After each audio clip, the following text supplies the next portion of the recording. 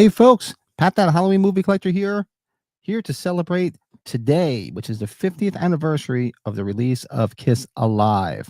Hopefully get some people tuning in. If not, most people probably watch this after the fact. It's a little awkward time here on the East Coast of 1:38, because I got moved to a night shift, so I had to go do this during the day. I was going to do it at noon, and I was running late. So if people are live hanging out, cool. If not, you guys watch afterwards and just celebrate this milestone. This was the album that got me into Kiss back in '75 through my older brother, because I was only 3 years old.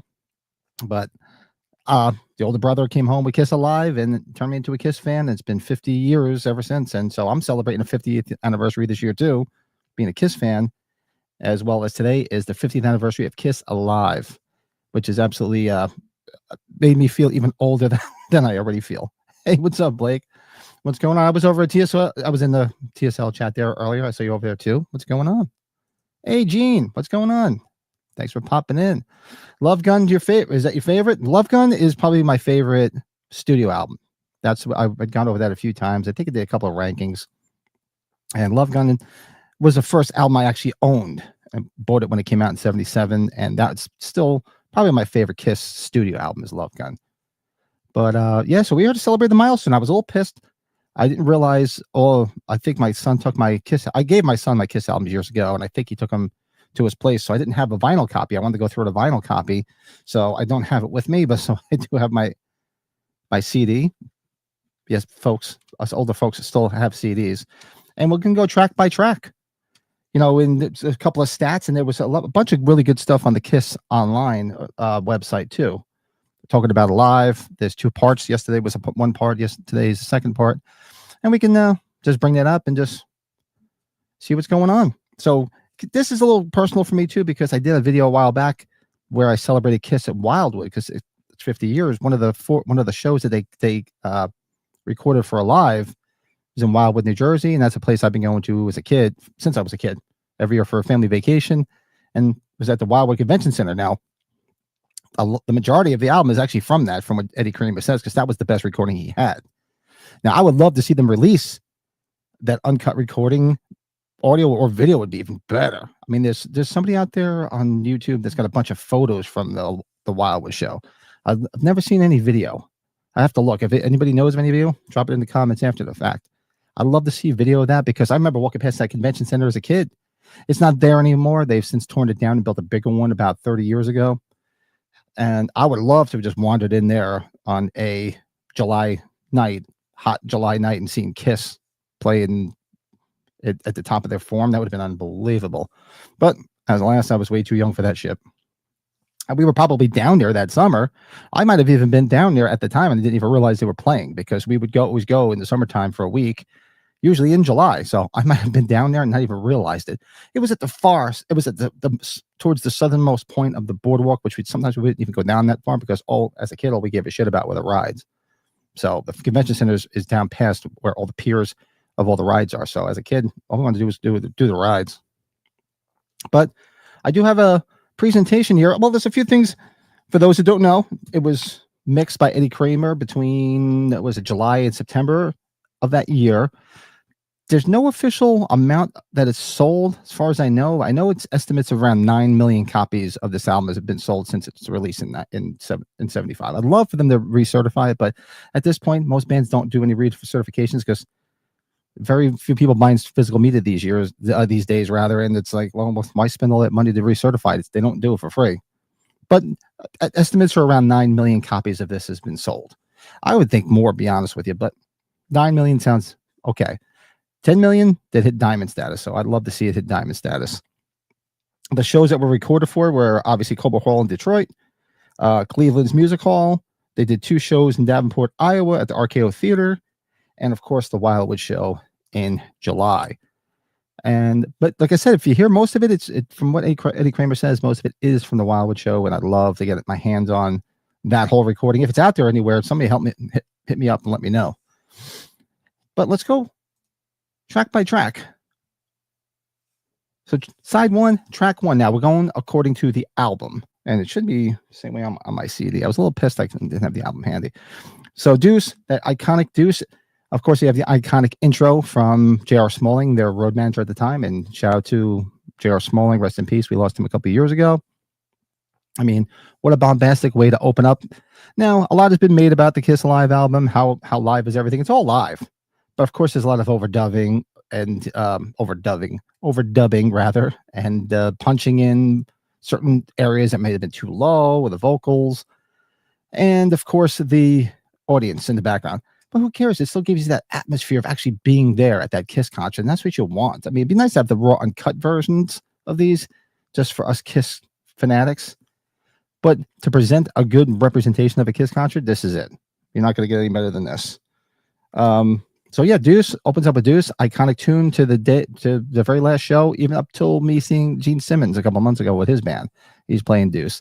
So you can't get any better than Deuce. Love that song. Played it in my old band for years. Track 2, Strutter, another classic from the old. Now you got to remember, now this is 75, so they only had 3 albums out at this time. Am I correct? 1, 2, 3. Yeah. They had Kiss, they had Hotter Than Hell, and they had Dress to Kill. So technically, when these shows are recorded, it was a Dress to Kill tour.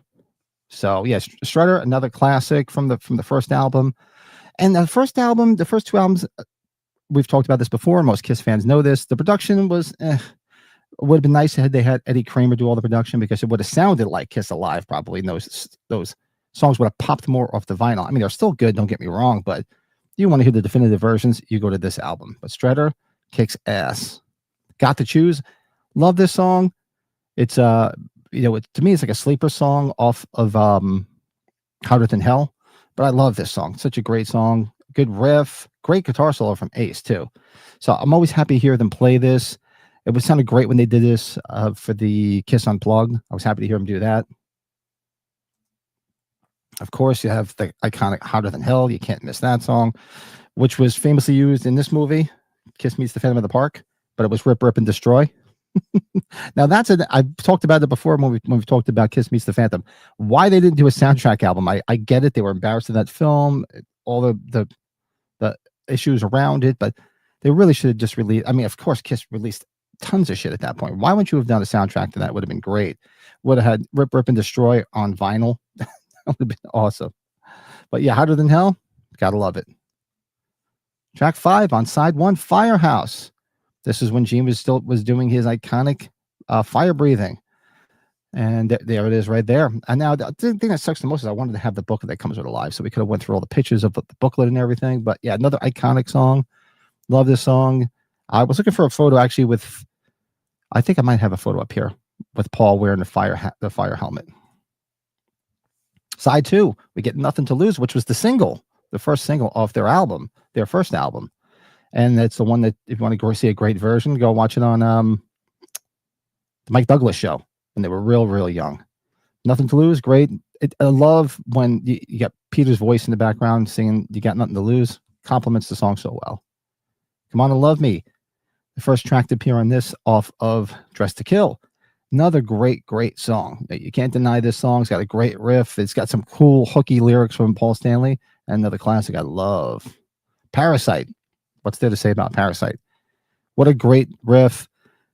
And this is written by Ace. And this is, of course, back in the time when Ace didn't really have the courage to sing. So he would write the songs and other people in the band would sing them, either Gene or Peter. But he does sing it now. If you see, for years now, he goes to Ace Frehley live, he'll do Parasite and sing it. But what a great hooky riff, a very heavy riff too. Track 4 on side 2, She. Now this was this leftover song from their Wicked Lester days. And if you ever go back and listen to this version, the version of their Wicked Lester days, it's a completely different sound than this. Very Jethro Tullish.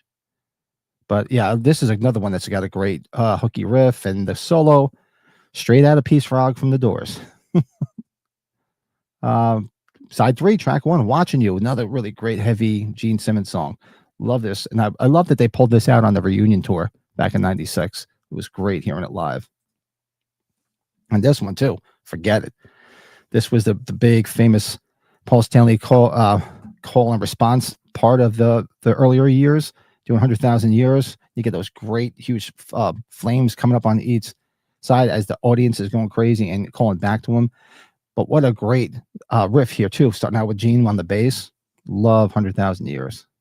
And Well, we'll talk about it after we go through all the tracks. And track 3, Black Diamond, which is technically usually their closer, and then they come back and do some encores. Now it's great that they did Black Diamond now to end side 3, because now side 4 is just all encores. Just goes to show you how many encores they did. And Black Diamond's it's iconic, with Peter singing it in the back, and it's got a great riff. It's the point where his drum riser would always go up, and it was like iconic, bombastic way to end the show. And shout out to Eric Singer, who does a great job. Who did well when they would do it, he would sing it. Did a great job. And Eric Carr. Now we got side 4, which is technically, you would think they're encores because they've done Black Diamond. And Rock Bottom, another one, great one off of Dress to Kill. Love the intro, and they do the intro live and everything. That's awesome.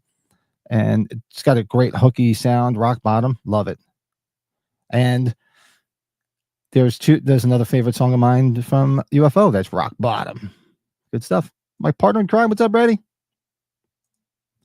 So love me some Rock Bottom. Side 4, track 2, Cold Gin. Who doesn't love Cold Gin? And now in this day and age, you could buy Kiss Cold Gin. You could actually buy it. I've never had it. I have to be in the mood to have gin. It's usually a gin and tonic or gin martini. One of these days, I got to get a bottle of the Kiss Cold Gin just for shits and giggles. I've never had it. But what an iconic riff. Ace still plays it to this day. Gene still plays it. And you just love it. Side 4. Oops, turn my phone off. Nobody needs to hear that shit. Side 4, track 3, Rock and Roll All Night. And of course, that's the only song you ever hear on the radio from Kiss.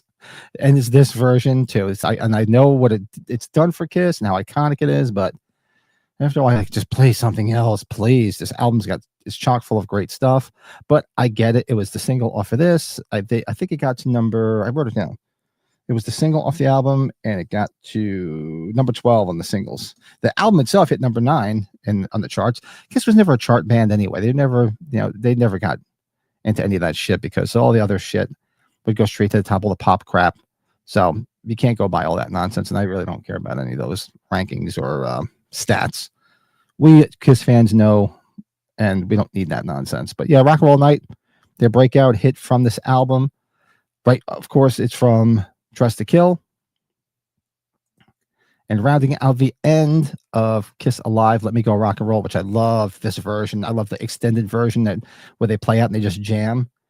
It's just so much fun. And just imagine being there in 1975 to see this.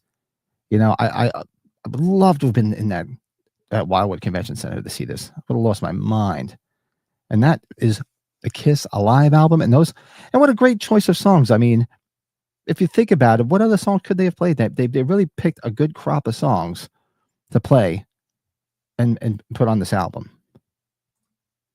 So let's do this. Nobody needs to see me that close up. There we go. I'll go back to Cobo Arena and hang out with everybody that's there. And supposedly since this photo song is famous, I believe I've been told that Chad Smith from the Chili Peppers is apparently somewhere in this photo because he was at that show. And the guys that I'm actually blocking have been around for years too. And I don't know who has the thing because I thought the poster that they had was a reproduction. I could be wrong. Let me know in the chat. I don't know where the real one is, if they still have it, because I've seen pictures, unless they've touched it up over the years, because you always see slight blemishes, slightly different things. Maybe it is the original one. I forget the guys' names. But yeah, this iconic photo. Could you imagine being there and all of a sudden, boom, you're sitting there like the guy that's to my right over here and just going by Kiss Alive and you're on the back cover? How cool is that? And actually, the one person I'm blocking over here, where you see the girl all excited and the guy looks bored to tears, like, I mean, look at that. This is what a concert looked like back in the day. Because I remember my first concert was in Madison Square Garden to see Judas Priest back in '84 for the Defenders of the Faith. And this is what concerts looked like. That whole haze in the background was all cigarette smoke, because everybody was smoking back then. And you could still smoke in the arenas back in the day. And there was a whole haze above. They didn't need fog machines. They had it. They had everybody fogging up the place with cigarette smoke. But that's what it looked like.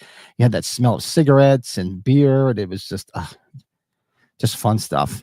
Great stuff. Yeah, but let me know either in the chat if you're going to hop in. I'm going to head out of here in a few minutes. I can't stay on too long. Like I said, I am working a night shift, so I'm going to get done. Let the puppies out. get ready to go to work. But yeah, this is iconic as hell for me. In here, since I don't have the vinyl, they do have all the pictures in here from the book, so everybody knows what the book looks like. With that, oh, there it is. With that cover, and you have all the great shots of there's Gene and Peter, and the centerfold with all different shots. That's just just iconic. I mean, the booklet is great. Yeah, I wish I had the vinyl. I guess my son must have took it. But I love these photos. There's a great photo of Ace and his Les Paul. Love that. And there is the back cover. And you have obviously you have the notes here from each one of them, which we found out eventually that I don't believe any of them wrote them from what I'm told. I think maybe Gene, because that looks like his handwriting. But I don't think Peter wrote his. And they might have just had them sign them afterwards. But yeah, love that little note thing in there. And there you go. There's the two guys in the back that I'm blocking. Iconic album. Iconic. Cannot believe. I'm going to be cranking it on the way to work. Can't believe it is 50 years old this day. And I'll probably do a stream. I think it's next month that it'll be 50 years since they went to Cadillac, Michigan, and they did the concert at the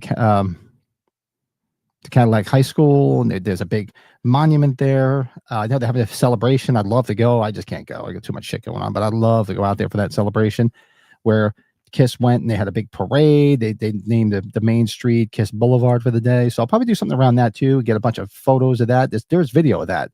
And that video is I think the very beginning has them talking to like the mayor or town people, putting makeup on their face. And then it goes to like 8mm footage of them going on the parade, and they're playing Let Me Go Rock and Roll from this album. So we'll probably do something to celebrate 50 years of Kiss at Cadillac, Michigan, because I forget the date. It's either the end of this month or sometime in October. But stay tuned, and yeah, I'm going to head out, get ready to go to work. Thanks for those hung out in the chat. I know this was an odd time. Plus, I moved it. I was going to do this at noon, and I moved it. So if you guys are just on the replay, hit me up in the comments. Let me know, when did you hear Kiss Alive? Was Kiss Alive your first album that you got turned on to Kiss? Because I know there's a lot of young Kiss fans that were probably turned on by something in the 80s or even the 90s. A few people got turned on to them in the 90s and the 2000s, or the aughts, they call it. Ugh. So let me know in the chat. If you haven't already, hit that subscribe button, hit that like button. Let's other Halloween and Kiss fans, because it seems to be most of the shit I do on this channel is mostly Halloween, horror, and Kiss music, and just a roundabout mix mosh of all sorts of different shit. Let me find my outro here. I think this is it right here. There we go. All right, folks. Everybody have a great day, a good week, and I'll be back later in the week. And again, happy anniversary, Kiss Alive, turning 50. See you Kiss fans later.